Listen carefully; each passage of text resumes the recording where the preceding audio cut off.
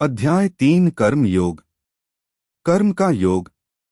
इस अध्याय में श्री कृष्ण कर्मयोग या कर्मयोग की व्याख्या करते हैं। वे अर्जुन को समझाते हैं कि कोई भी व्यक्ति एक क्षण के लिए भी कर्म किए बिना नहीं रह सकता। अपने स्वभावगत गुणों से बंधे हुए सभी प्राणी हमेशा किसी न किसी कार्य में लगे रहते हैं। श्रेष्ठ वे लोग हैं जो कर्मयोग का अभ्यास करते हैं और बाह्य रूप से अपने उत्तरदायित्वों को पूरा करने के लिए लगन से काम करते रहते हैं, लेकिन आंतरिक रूप से वे उनसे अनासक्त रहते हैं। हालांकि पाखंडी लोग बाह्य रूप से त्याग प्रदर्शित करते हैं, लेकिन आंतरिक रूप से अपनी इंद्रियों के विषयों में लगे रहते हैं। श्री कृष्ण कहते हैं कि सभी जीव भगवान की रचना का अभिन्न अंग हैं और उन्हें अपनी भूमिकाएं और जिम्मेदारियां निभानी होती हैं। वेदों में स्वर्ग के देवताओं को प्रसन्न करने के लिए यज्ञ करने का निर्देश दिया गया है, जो बदले में भौतिक लाभ प्रदान करते हैं। इन यज्ञों से वर्षा होती है, जो पृथ्वी पर जीवन के निर्वाह के लिए खाद्यान्न उत्पादन में सहायता करती है। जो लोग केवल अपनी इंद्रियों के सुख के लिए जीते हैं और इस चक्र में अपनी जिम्मेदारी स्वीकार नहीं करते, वे पापी हैं और व्यर्थ जी रहे हैं। हालांकि श्री कृष्ण कहते हैं कि जब कार्य या निर्धारित कर्तव्य भगवान के प्रति दायित्व के रूप में किए जाते हैं तो उन्हें भी यज्ञ बलिदान माना जाता है। फिर वे बताते हैं कि बाकी मानव जाति के विपरीत प्रबुद्ध आत्माएं अपनी शारीरिक जिम्मेदारियों को पूरा करने के लिए बाध्य नहीं हैं। वे आत्मज्ञान में स्थित होते हैं और आत्मा की उच्चतर जिम्मेदारियों को पूरा करते हैं।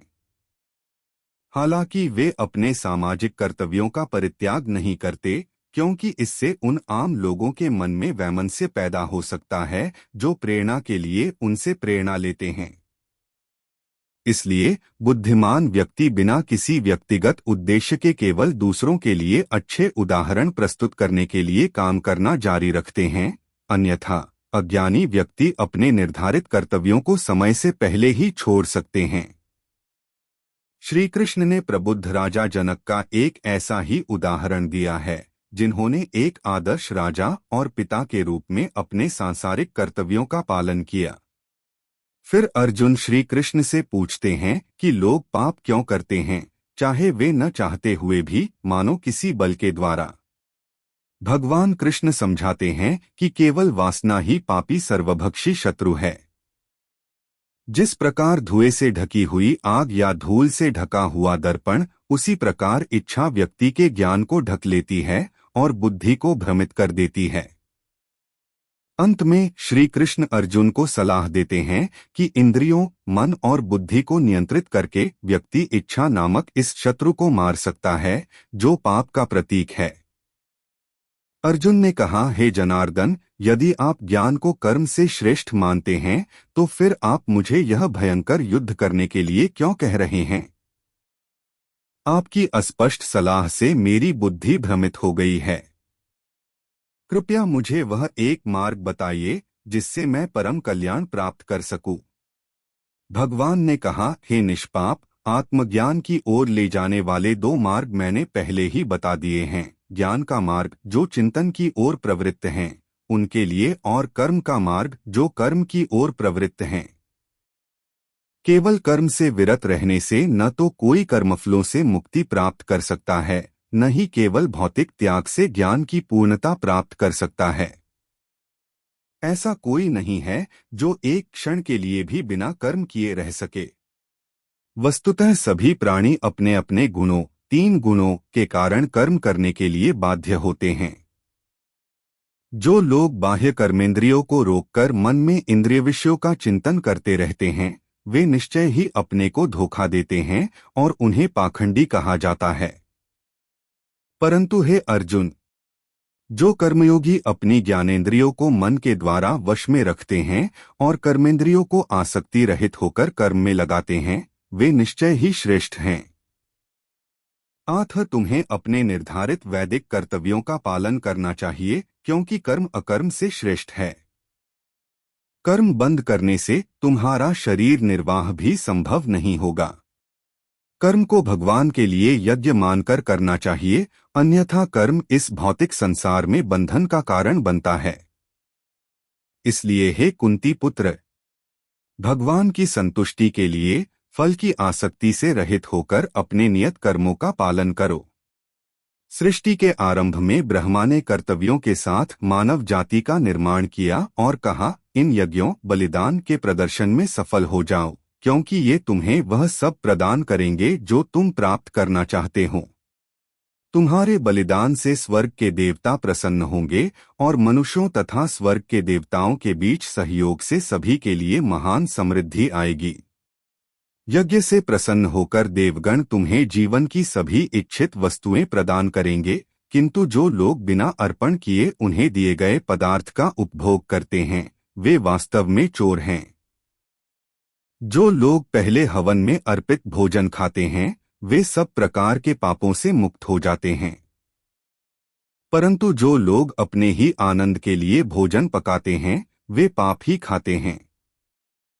सभी जीव अन्न पर निर्भर रहते हैं और अन्न वर्षा से उत्पन्न होता है।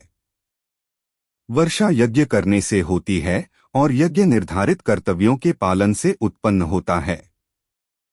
वेदों में मानव के कर्तव्यों का वर्णन किया गया है और वेदों को भगवान ने स्वयं प्रकट किया है। इसलिए सर्वव्यापी भगवान यज्ञों में सदैव विद्यमान रहते हैं। हे पार्थ, जो लोग वेदों द्वारा स्थापित यज्ञ के चक्र में अपने उत्तरदायित्व को स्वीकार नहीं करते, वे पापी हैं। वे केवल अपनी इंद्रियों के सुख के लिए जीते हैं, उनका जीवन व्यर्थ है।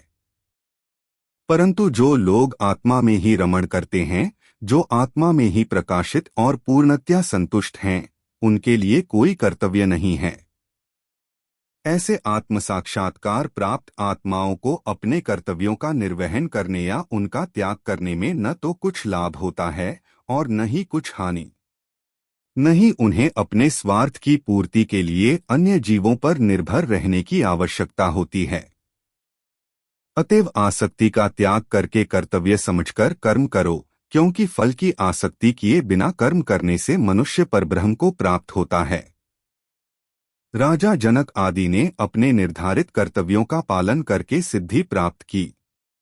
आपको भी अपने कर्तव्यों का पालन करके संसार के कल्याण के लिए आदर्श प्रस्तुत करना चाहिए। महान व्यक्ति जो कार्य करते हैं, सामान्य लोग उनका अनुसरण करते हैं। वे जो आदर्श स्थापित करते हैं, उनका अनुसरण सारा संसार करता है। हे पार्थ, तीनों लोकों में मेरे लिए कोई भी कर्तव्य नहीं है, न ही मुझे कुछ प्राप्त करना है। फिर भी मैं नियत कर्मों में लगा हुआ हूं। हे पार्थ, यदि मैं सावधानी पूर्वक अपने नियत कर्मों का पालन न करूं तो सभी मनुष्य सब प्रकार से मेरे ही मार्ग का अनुसरण करेंगे। यदि मैं नियत कर्म करना छोड़ दूं तो ये सभी लोग नष्ट हो जाएंगे। मैं उस कोलाहल के लिए जिम्मेदार होऊंगा और इस प्रकार मानव जाति की शांति नष्ट हो जाएगी। हे भारतवंशी, जिस प्रकार अज्ञानी लोग फल की आसक्ति के साथ अपने कर्तव्यों का पालन करते हैं, उसी प्रकार बुद्धिमानों को भी लोगों को सही मार्ग पर लाने के लिए आसक्ति रहित होकर कर्म करना चाहिए। बुद्धिमानों को चाहिए कि वे सकाम कर्मों में आसक्त अज्ञानी लोगों को कर्म करने से रोककर उनकी बुद्धि में विभेद उत्पन्न न करें, अपितु उन्हें अपने कर्तव्यों का ज्ञानपूर्वक पालन करते हुए अज्ञानी लोगों को भी अपने नियत कर्तव्यों का पालन करने के लिए प्रेरित करें। सभी कार्य प्रकृति के 3 गुणों द्वारा संपन्न होते हैं, किंतु अज्ञानतावश शरीर के साथ मिथ्या तादात्म्य से भ्रमित आत्मा स्वयं को कर्ता समझती है। हे महाबाहु अर्जुन, ज्ञानी पुरुष आत्मा को गुणों और कर्मों से पृथक पहचानते हैं। वे जानते हैं कि केवल गुण ही इंद्रिया, मन आदि के रूप में गुणों के बीच ज्ञान के विषयों के रूप में विचरण करते हैं, इसलिए वे उनमें नहीं फंसते। जो लोग गुणों के प्रभाव से मोहित हो जाते हैं, वे अपने कर्मों के परिणामों में आसक्त हो जाते हैं।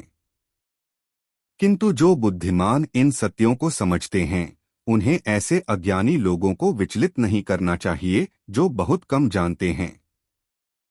तू सभी कर्मों को मुझको अर्पण करके मुझ परमेश्वर का निरंतर ध्यान कर। तू कामना और स्वार्थ से मुक्त हो जा तथा अपने मानसिक शोक को दूर करके युद्ध कर। जो लोग मेरी इन शिक्षाओं का पालन अत्यंत श्रद्धा और ईर्ष्या से मुक्त होकर करते हैं, वे कर्म के बंधन से मुक्त हो जाते हैं। परंतु जो लोग मेरे उपदेशों में दोष ढूंढते हैं, वे ज्ञानहीन और विवेकशून्य होकर इन सिद्धांतों की अवहेलना करते हैं और अपना ही नाश करते हैं। बुद्धिमान लोग भी अपने स्वभाव के अनुसार कार्य करते हैं, क्योंकि सभी जीव अपनी स्वाभाविक प्रवृत्तियों से प्रेरित होते हैं। दमन से क्या लाभ होगा? इंद्रियां स्वभावतः ही इंद्रिय विषयों के प्रति आसक्ति और द्वेष का अनुभव करती हैं, किंतु उनके द्वारा वश में नहीं होती, क्योंकि वे मार्ग विधाता और शत्रु हैं। अपने स्वाभाविक कर्तव्य का पालन करना, भले ही उसमें दोष भी हो, किसी दूसरे के कर्तव्य का पालन करने से कहीं बेहतर है, भले ही वह कर्तव्य कितना भी अच्छा क्यों न हो। वास्तव में अपने कर्तव्य का पालन करते हुए मर जाना किसी दूसरे के मार्ग पर चलने से बेहतर है, जो कि खतरों से भरा है। अर्जुन ने पूछा, हे वृषनिवंशी, मनुष्य अनिच्छा से भी पाप कर्म करने के लिए क्यों प्रेरित होता है, मानो बलपूर्वक? भगवान ने कहा, यह काम ही है जो रजोगुण के संपर्क से उत्पन्न होता है और बाद में क्रोध में परिणत हो जाता है। इसे ही संसार का पापी सर्वभक्षी शत्रु जानो। जैसे अग्नि धुएं से ढक जाती है, दर्पण धूल से ढक जाता है तथा भ्रूण गर्भ से छिप जाता है, उसी प्रकार मनुष्य का ज्ञान भी कामना से ढक जाता है। हे कुंती पुत्र, इस अतृप्त कामना रूपी नित्य शत्रु द्वारा, जो कभी तृप्त नहीं होती तथा अग्नि के समान जलती रहती है, अत्यंत बुद्धिमान व्यक्ति का भी ज्ञान ढक जाता है। इंद्रियां, मन और बुद्धि को कामनाओं का प्रजनन स्थल कहा गया है। इनके माध्यम से यह मनुष्य के ज्ञान को धुंधला कर देती है और देहधारी आत्मा को भ्रमित कर देती है। आथ हे भरत श्रेष्ठ, प्रारंभ में ही इंद्रियों को वश में करो और इस कामरूपी शत्रु का वध करो, जो पाप का स्वरूप है तथा ज्ञान और साक्षात्कार का नाश करने वाला है। इंद्रियां स्थूल शरीर से श्रेष्ठ हैं और इंद्रियों से भी श्रेष्ठ है मन। मन से परे बुद्धि है और बुद्धि से भी परे है आत्मा। हे महाबाहु अर्जुन, इस प्रकार आत्मा को भौतिक बुद्धि से श्रेष्ठ जानकर उच्चतर आत्मा, आत्मा की शक्ति के द्वारा निम्नतर आत्मा, इंद्रिया, मन और बुद्धि को वश में करो और काम नामक इस दुर्जेय शत्रु का वध करो।